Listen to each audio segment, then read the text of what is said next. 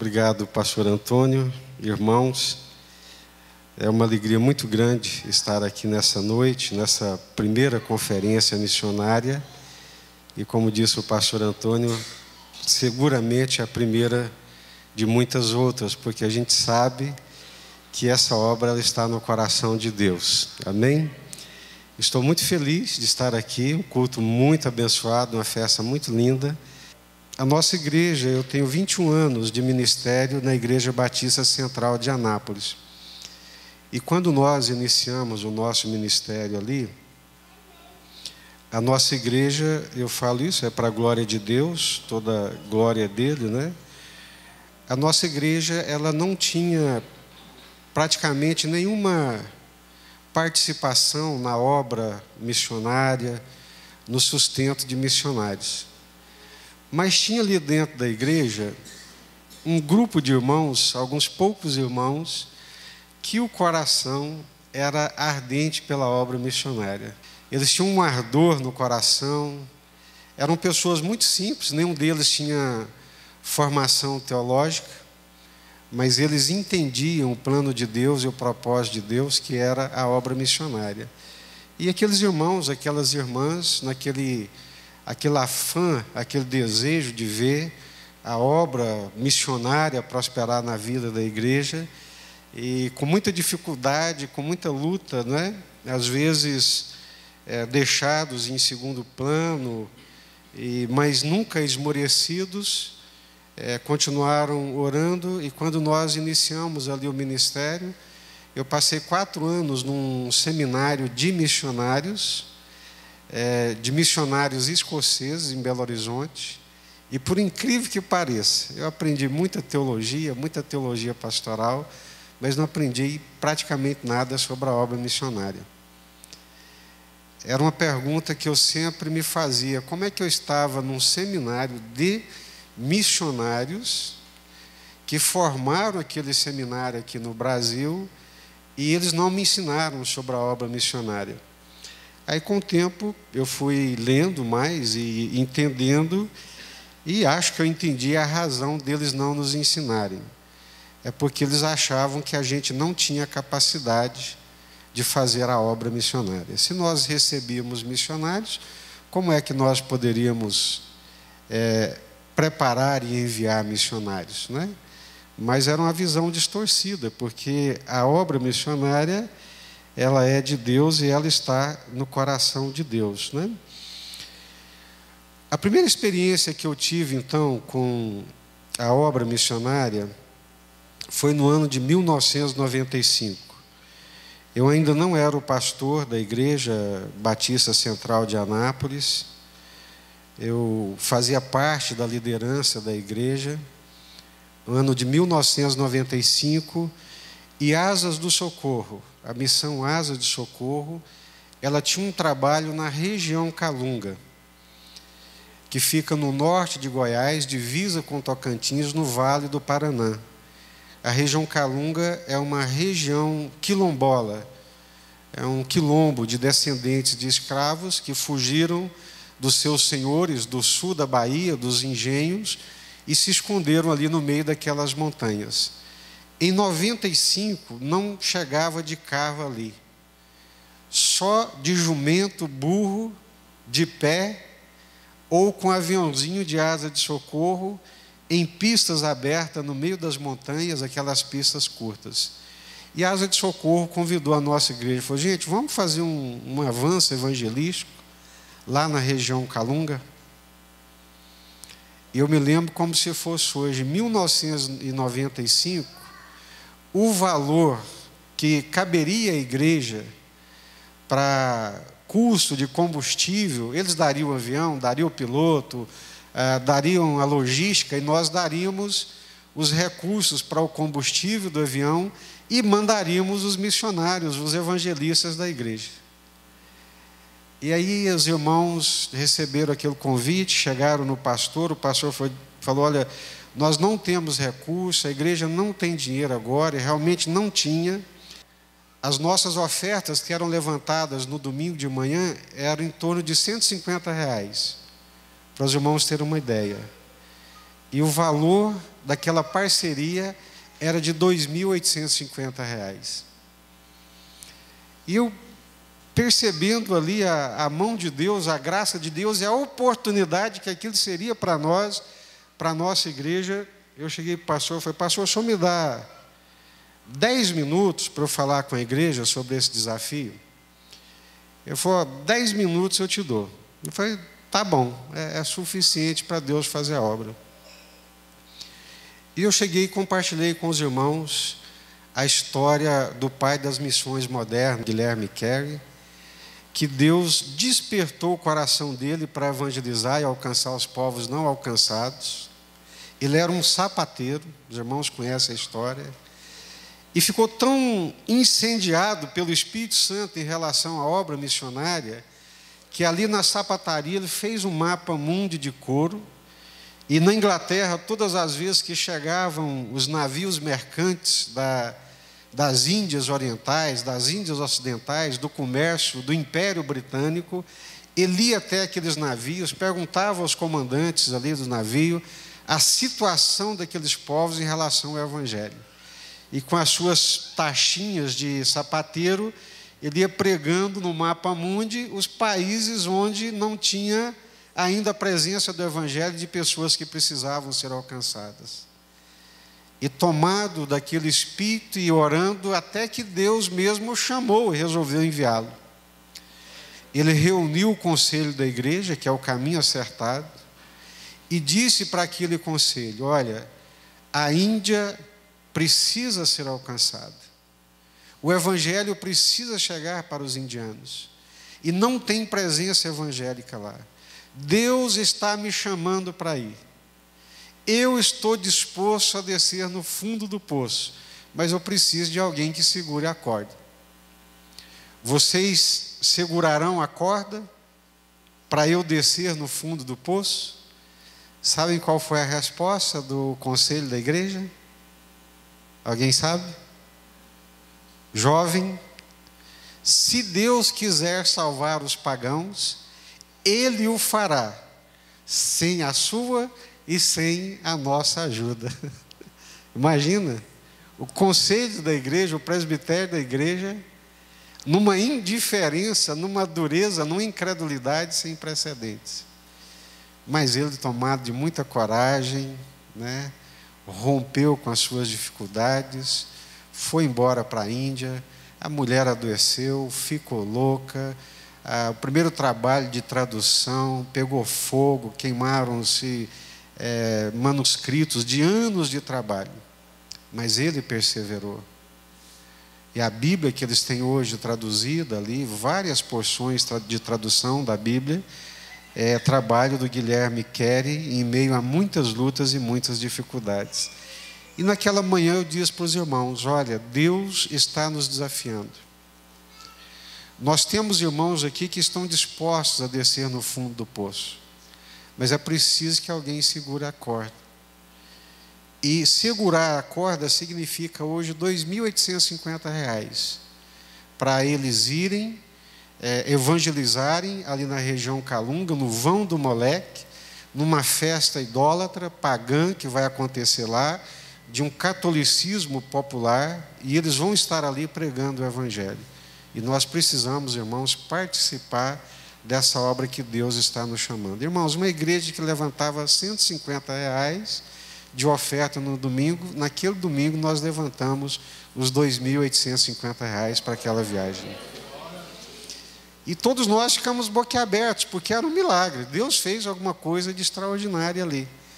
E foi naquela viagem, o irmão Geraldo Magela, que era um senhor da Força Aérea, recém-convertido, e os irmãos me perguntaram: mas ele vai, ele é novo convertido? Eu falei: ele vai. A Adriana, que era nova convertida, a Rosa, que já era velha, a Ednise, o Roque, eram 7 pessoas, pelo menos esses 5 eu me lembro. O irmão Geraldo já está na glória, o Roque também já foi recolhido, mas a Adriana, aquela moça que foi participar daquele primeiro evento missionário da Igreja Batista Central, no Vão do Moleque, na região Calunga. Ela voltou daquele trabalho missionário, estava com o seu passaporte pronto para ir para os Estados Unidos, tinha já 2 irmãos morando nos Estados Unidos, e quando ela voltou, ela disse: eu não vou mais para os Estados Unidos, eu vou me preparar para ser missionária, e se Deus permitir, eu quero ser missionária na região Calunga. Hoje nós temos 3 casais de missionários ali na região Calunga. Pastor Adonias, que se casou exatamente com a Adriana, que hoje são os missionários pioneiros da igreja na região Calunga. Ele, um ex-padre que se converteu, depois de 17 anos de padre, era padre da Catedral do Bom Jesus, na nossa cidade, se converteu, veio ser o zelador da igreja, limpando bancos e o chão da igreja. Enquanto ele limpava ali, Jesus limpava o coração dele. Depois de muitos anos, converteu, limpou o coração, fez o curso de teologia e falou: pastor, eu quero ir para a região Calunga. Hoje está lá. Essa semana eu estive com eles ali na região Calunga, fazendo um trabalho belíssimo. Temos o Jacó mais Assida, pastor Jacó mais Assida, em Monte Alegre, com as 2 filhas, e o pastor Frank e a Robilene, que estão dentro da região Calunga, ali no Diadema, né? Numa creche cuidando de crianças. Então, foi a nossa primeira experiência. E o primeiro casal de missionários que nós começamos a sustentar, em termos de parceria, o primeiro, foi com $100. Pastor Maurício Rolim e a Sandra, que foram para Guiné-Conakry. Primeiro casal de missionários, com $100. A nossa primeira conferência missionária, nós estabelecemos um alvo de R$ 2.500, para vocês verem. Há mais ou menos 18, 19 anos atrás. Primeiro alvo de R$ 2.500. E alcançamos R$ 5.000. Os irmãos ficaram transbordantes de alegria. Deus está nesse negócio. No segundo, nós estabelecemos um alvo de 5.000. E Deus deu 10.000 para a gente. No terceiro, nós estabelecemos um alvo de 10.000 e Deus deu 20.000 para a gente. Nesse ano de 2017, nós estabelecemos um alvo de R$ 230.000. E a liderança da igreja ficou apavorada. Pastor, é tempo de crise, todo mundo preocupado, todo mundo ansioso, todo mundo muito angustiado. Irmãos, é de dar dor de barriga, aquela ansiedade, não é? E foi o ano que a nossa conferência teve a menor participação. A conferência ela já virou um marco na cidade de Anápolis. A cidade toda vem participar da nossa conferência. Mas nós recolhemos as ofertas só dos membros da igreja. Só os irmãos que ofertam. E o nosso alvo era de R$ 230.000. E todos nós estávamos apavorados por causa da crise, desemprego, a situação econômica. E quando os líderes recolheram as ofertas, falaram: pastor, nunca deu tão pouco envelope dentro da cesta das ofertas recolhidas. E quando nós contabilizamos, irmãos, a nossa oferta chegou a mais de R$ 300.000. Amém? Os irmãos conhecem a nossa igreja, é uma igreja relativamente pequena, não é uma igreja grande, mas os irmãos, eles entenderam o compromisso com essa obra missionária. Todo esse dinheiro que é levantado para a obra missionária, todo esse dinheiro, ele é investido em parcerias com missionários que não são missionários da nossa igreja. Missionários da Presbiteriana, da Convenção Batista Brasileira, da Assembleia de Deus, Brasil para Cristo, da Convenção Batista Nacional, através da Junta de Missões. Então, nós temos parcerias com mais ou menos 40 missionários espalhados ao redor do mundo. E os missionários que são da igreja, eles são sustentados pela própria igreja. Aí nós temos esses 3 casais na região Calunga, Nós temos 2 casais no Peru, temos um casal em Portugal, 2 igrejas plantadas em Portugal, nós temos igrejas plantadas no Peru e temos agora uma igreja plantada no Japão. Então, a igreja, ela compromete mais, no mínimo, a metade do seu orçamento com a obra missionária, porque nós entendemos que esse é o propósito de Deus para a sua igreja, né? Então, meus queridos irmãos, a palavra de Deus diz, não despreze os pequenos inícios, não despreze os pequenos começos. É o início, é a primeira, e se Deus quiser, daqui a 20 anos, se Jesus não voltar, vocês vão estar aqui sustentando uma quantidade enorme de missionários para a glória de Deus. Amém? Louvado seja Deus. Abra sua Bíblia, por favor, no Evangelho de João, capítulo 20. Evangelho de João, capítulo 20, a partir do versículo 19. Ao cair da tarde daquele dia, o primeiro da semana, trancadas as portas da casa onde estavam os discípulos com medo dos judeus, veio Jesus, pôs-se no meio e disse-lhes: paz seja convosco. E dizendo isso, lhes mostrou as mãos e o lado. Alegraram-se, portanto, os discípulos ao verem o Senhor. Disse-lhes, pois, Jesus outra vez: paz seja convosco. Assim como o Pai me enviou, eu também vos envio. Amém? Repitam comigo essa parte B. Assim como o Pai me enviou, eu também vos envio. Agora vamos falar todos juntos, a uma só voz. Assim como o Pai me enviou, eu também vos envio. Mais uma vez. Assim como o Pai me enviou, eu também vos envio. Amém. Glória a Deus. Assim como o Pai me enviou, eu também vos envio. O Senhor Jesus, Ele não veio por vontade própria.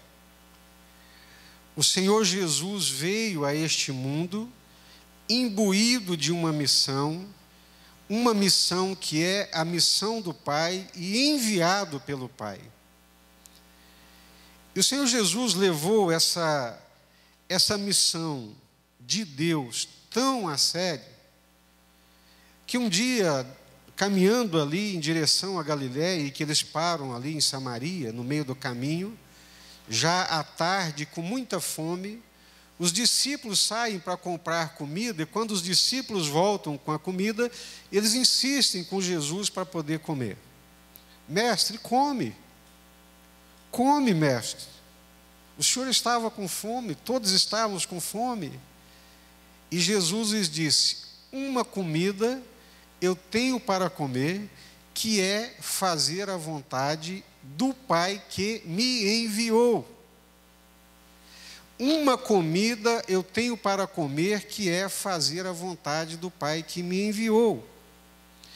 Então, Jesus está pleno, conscientemente pleno, de que Ele nasceu, Ele viveu e Ele morreu por causa da vontade do Pai e por causa da missão do Pai.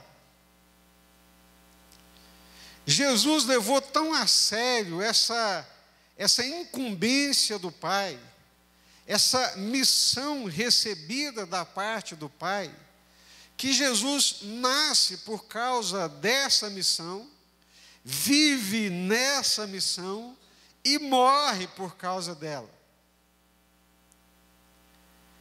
O seu nascer, viver e morrer é por causa da vontade do Pai. Jesus não vive uma vida casual. A agenda de Jesus, ela não é preenchida por obra do acaso. Jesus não levanta de manhã: vou ver o que vai acontecer hoje para eu poder agir e reagir. Não. Jesus vive toda a sua vida em função da vontade do Pai e dessa missão que ele recebeu do Pai. Nasce, vive e morre por causa dessa missão. E quando ele ressuscita, ele chega até os seus discípulos e diz-lhes: assim como o Pai me enviou, eu também vos envio. O que está acontecendo aqui, meus irmãos? Quando o Cristo ressurreto, o Senhor Jesus, depois de ressuscitado, aparece para os seus discípulos, coloca-se no meio deles, dizendo: Pai seja convosco, assim como o Pai me enviou, eu também vos envio. A mesma missão que eu recebi do Pai, eu entrego para vocês. Então, meus irmãos, pensar em missão não é uma atividade a mais da igreja, não é. Missão é a missão de Deus. Missão é a incumbência que nós recebemos de Deus por intermédio do Senhor Jesus. A mesma missão do Senhor Jesus, Ele nos entregou. Deus, o Pai, enviou o seu Filho. Evangelho de João, capítulo 1, dos versículos 1 ao 5, mostra que no princípio era o Verbo que estava com Deus, que era Deus, e que o Verbo se fez carne. E ele se faz carne não é por vontade própria, mas é por vontade de Deus o Pai. Então, Deus o Pai envia o Filho. E lá no Evangelho de João, no capítulo 14, os discípulos ali ansiosos, temerosos com a partida de Jesus. Então Jesus disse: olha, convém-vos que eu vá, porque se eu for, eu rogarei ao Pai, e Ele vos enviará o Consolador. Deus, o Pai, envia o Filho. Agora, o Pai e o Filho enviam o Espírito Santo. E lá em Atos, no capítulo 1, versículo 8, nós vamos encontrar Deus Pai, Deus Filho, Deus Espírito Santo enviando a igreja. Recebereis poder ao descer sobre vós o Espírito Santo e ser-me-eis testemunhas onde? Jerusalém, Judeia, Samaria e até os confins da terra. A missão, meus queridos, é a missão de Deus. A missão precede a igreja. Antes da igreja existir, já existia a missão. A missão não é a missão da igreja. A missão é a missão de Deus. Deus tem compromisso com a sua missão e essa missão de Deus vai ser levada a cabo. Os planos de Deus não podem ser frustrados. Deus é o único que é capaz de levar a cabo tudo aquilo que planejou. Nós precisamos entender que a missão precede a igreja. Dessa forma, a igreja não é o ponto de partida e nem o alvo da missão. O ponto de partida da missão é o próprio Deus. A obra salvífica de Deus precede tanto a igreja quanto a missão. A missão é a missão de Deus. A igreja deixa de ser remetente para ser remetida, porque a missão é a missão de Deus. Quando nós fazemos parte da missão de Deus, o privilégio é nosso. Às vezes nós ficamos aqui nos descabelando, achando que se nós não fizermos a missão não acontecerá. Besteira, irmãos. A missão é a missão de Deus. Essa missão vai acontecer com a minha participação ou sem ela. Com a sua participação ou sem ela, ela vai acontecer.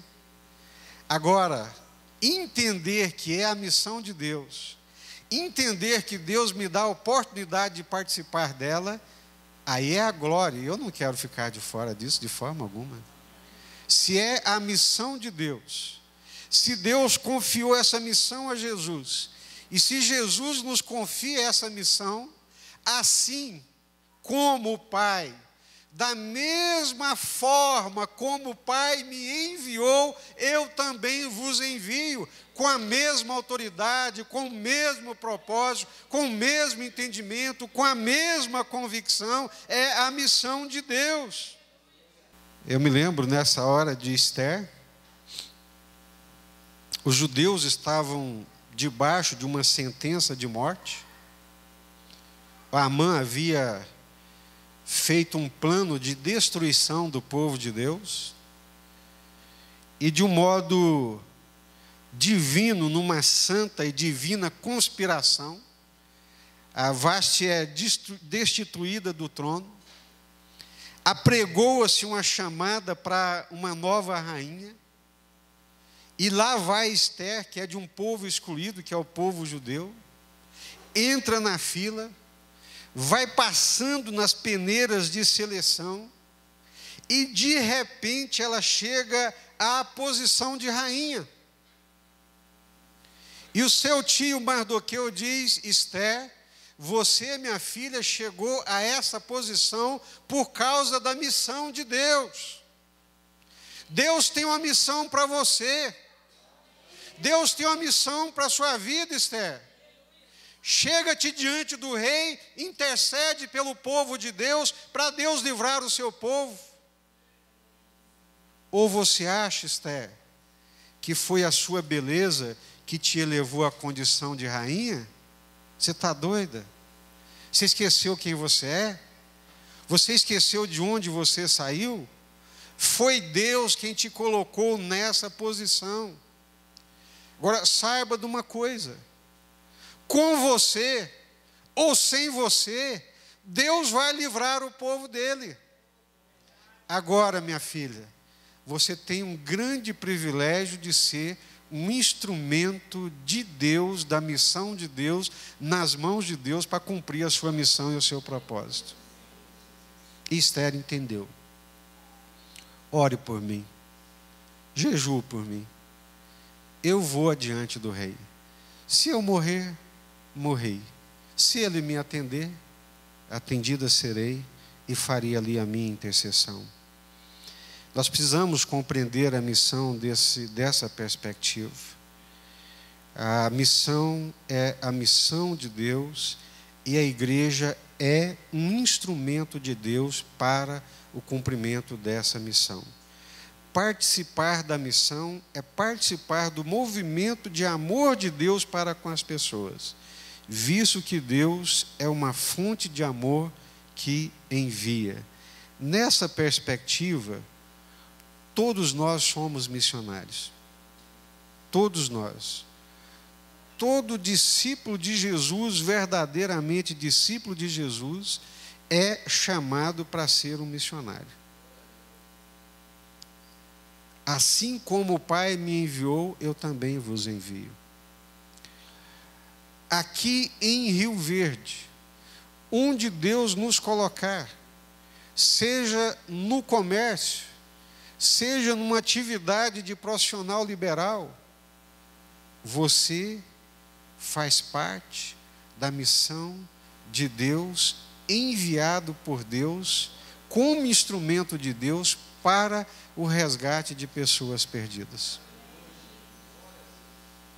Em qualquer atividade, somos missionários aqui, somos missionários quando vamos além mar, somos missionários quando enviamos e sustentamos os nossos irmãos, somos missionários quando nós entendemos que tudo que nós somos, tudo que nós temos, foi dado por Deus para a glória de Deus. Amém? Os irmãos de José, quando o velho pai Jacó morreu, eles ficaram com muito medo e falaram: agora José vai se vingar, ele vai nos pagar na mesma moeda. E foram lá, com muito medo, cercaram o José, falaram: "Ó, José, o pai, antes de morrer, alto lá. Vocês intentaram o mal contra mim, mas o mal que vocês intentaram contra mim, Deus transformou em bênção, para salvar vocês e para a salvação de muitas vidas." José chegou a primeiro-ministro do Egito, não foi para ele. Não foi por ele nem para ele. Mas ele chegou a primeiro-ministro do Egito, elevado àquela posição por Deus, para o resgate e a salvação de muitas vidas. Se nós entendemos que fazemos parte da missão de Deus, a bênção de Deus sobre a minha vida não tem a mim como o alvo e o fim último, mas a bênção de Deus é para que eu seja um abençoador. Abraão, eu vou te abençoar, mas você vai ser um abençoador. Em ti serão benditas ou abençoadas todas as famílias da terra. Muitos irmãos que não entendem a missão de Deus, que não entendem que são instrumentos dessa missão de Deus, que foram chamados em Cristo Jesus para a salvação, mas também para fazer parte dessa missão, eles acham que todas as suas conquistas e todo o bem que Deus lhes faz é para eles mesmos. Não entenderam. Estão cegos ainda. Não compreenderam que a bênção de Deus sobre a nossa vida é para sermos abençoadores. É para fazermos parte dessa missão de Deus. Para muitos, a bênção de Deus tem se transformado num tropeço, porque só pensam em amealhar, ajuntar e se prendem à terra em nome de Deus, mas nunca participam da missão de Deus. Não entendem que o plano, que o propósito de Deus, que o compromisso de Deus é com a sua missão. Por isso não importa. Não importa o que você faz, qual atividade ocupa, em que lugar que você está. Assim como o Pai me enviou, eu também vos envio. Eu gosto muito das histórias de homens de Deus, e uma delas que me encanta é de Oswald Smith. Ele foi chamado para o ministério ainda muito jovem. E ele entendeu a missão de Deus. E ele foi para a escola bíblica se formar e disse: assim que eu me formar, eu vou ser um missionário, eu vou pregar o evangelho onde o evangelho ainda não foi pregado. E nesse afã, terminou os seus estudos, foi para uma tribo distante, chegando lá, ficou doente, à morte, e teve que sair daquele campo missionário, porque senão morreria.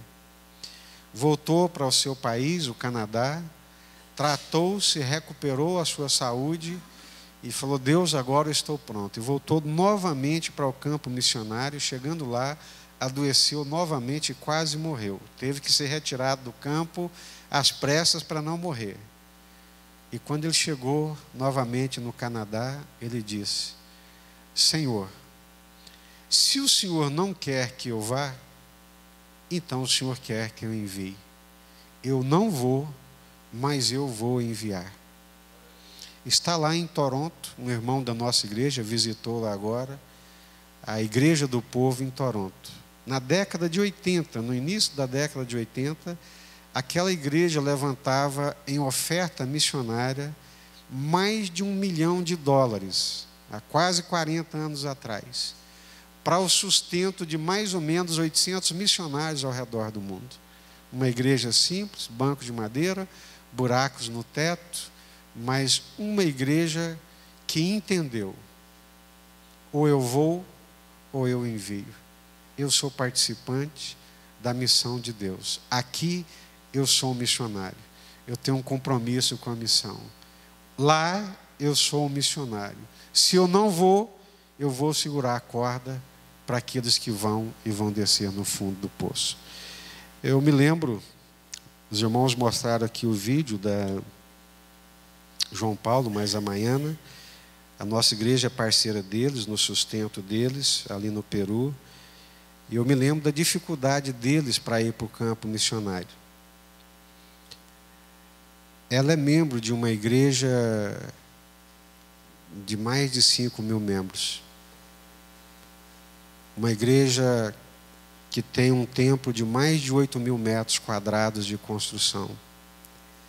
E quase que eles não vão para o campo missionário, por falta de sustento. Então, participar da obra missionária não é questão de condições. Porque uma igreja que tem mais de 5.000 membros deve levantar aí, se brincar, R$1 milhão por mês. Uma igreja que constrói um templo de R$20 milhões é uma igreja que tem condições para sustentar missionário. E por pouco eles não vão, porque ela não tinha sustento missionário para ir para o campo. É questão, irmãos, de visão, de coração, de compromisso, de entendimento. É a missão de Deus. Ela vai acontecer. E eu quero participar. Eu quero fazer parte. Como é que eu posso fazer parte disso? Eu faço parte indo diretamente. Eu vou para o campo missionário. Eu faço parte apoiando aqueles que vão. Não, Deus não me chamou, Deus não chama todos para ir. Alguns ficam, mas os que ficam têm no mínimo o compromisso e a responsabilidade de segurar a corda para aqueles que vão descer no fundo do poço. É triste, meus irmãos, a igreja brasileira é reconhecidamente a igreja que tem os maiores e mais belos templos no mundo. E a sua participação na obra missionária é ínfima, é muito pequena. Segundo os dados da MTB, Associação de Missões Transculturais do Brasil, nós temos registrados mais ou menos 6.000 e poucos missionários. Para uma igreja que hoje, em termos proporcionais, é a segunda maior igreja evangélica do mundo, isso é nada. É uma vergonha. Então tem alguma coisa errada com a gente. E o que está errado é o entendimento e a disposição de coração. Amém? Vamos orar?